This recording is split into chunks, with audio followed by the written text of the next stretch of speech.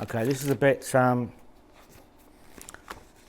a third of the way through, where he's first beginning.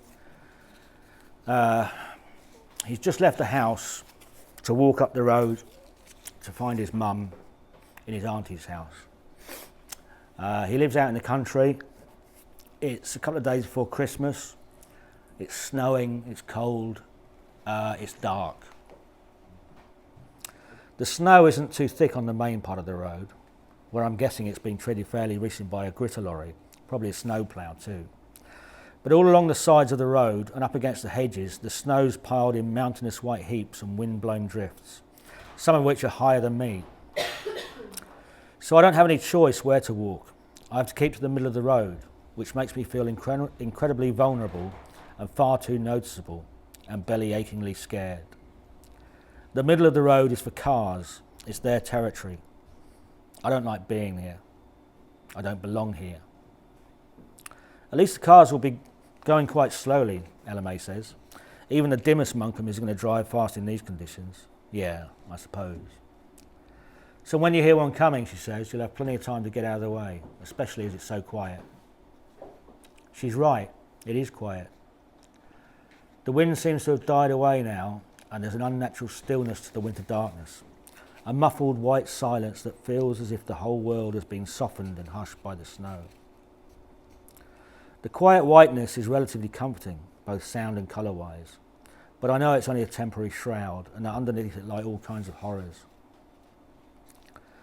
There's a street light just across from the house. It's not dazzlingly bright, but with the lightning effect of the snow, it's enough to let me see where I'm going without the torch. I turn it off to save the batteries, put it in my pocket, then set off up the road. All I can hear is the crunch of my footsteps, the flutter of my breath and the beating drum of my heart. I keep going, head down, eyes to the ground, one step at a time. My shadow precedes me, a monstrous thing cast by the street light behind me. And as I move further away from the light, the shadow changes shape, distorting, twisting, warping, and I can't help feeling that it's mocking me, taunting me with grotesque visions of what I really am, or could be, or will be. I don't like it. I don't like it. Something takes hold of me then, a sudden strange fury, and I lash out in mindless anger at my shadow, lunging forward and stomping on it, cursing it, kicking it, jumping on it with both feet, desperately trying to obliterate it, destroy it, kill it. But it's a shadow. You can't kill your own shadow. It's always going to get away from you no matter how fast you move. All you're going to end up doing is stomping around in the snow like a lunatic. And if someone happens to see you, what on earth is he doing? Looks like he's stamping on something. Stamping on what? Joe and Olive Thwaite, an elderly couple from the village, were on their way to Darlington to pick up their daughter and granddaughter from the train station. It's normally a half-hour drive at most, but because of the conditions and Joe's self-imposed speed limit of 20 miles per hour, they'd allowed themselves an extra hour for the journey. It's what's his name, isn't it? Olive said, leaning forward to peer through the windscreen. You know, the boy from the big house, the one who never goes out. The mental lad. Don't call him that. Why not? I mean, look at him. Joe shook his head. Whatever he's doing, it's not normal, is it? Olive couldn't argue with that. Do you think we should stop, she said. What for? To make sure he's all right. Does he look all right? You know what I mean? We should at least let his mother know. We can't just... He's seen us. I would have seen their car a lot sooner if I hadn't been so intent on trying to annihilate my shadow. As it is, though, because it's going so slowly that it's barely making a sound, I don't realise it's there until the twin beams of the headlights sweep over me and my shadow suddenly goes crazy, twisting around, splitting in two, before fading out and reappearing behind me.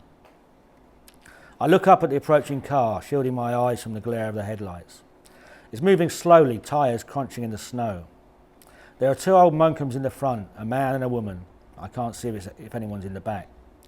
The car's getting closer, a ton of growling metal, heading straight for me.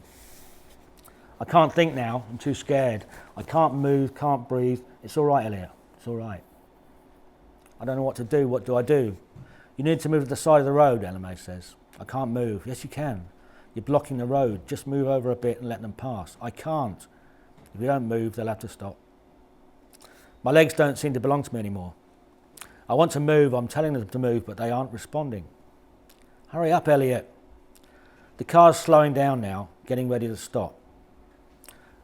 Without really knowing what I'm doing, I lean over backwards and slightly to the left, moving the top half of my body as far as it'll go, and then a bit further, and a little bit further, forcing myself off balance until finally, just as I'm about to fall over, my legs react and instinctively do what's necessary to keep me on my feet.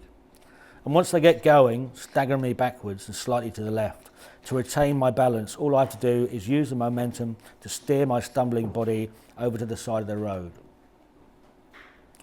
What's he doing now? Do you think he's drunk? He looks drunk. Maybe it's drugs. He doesn't look well, does he? He looks dreadful.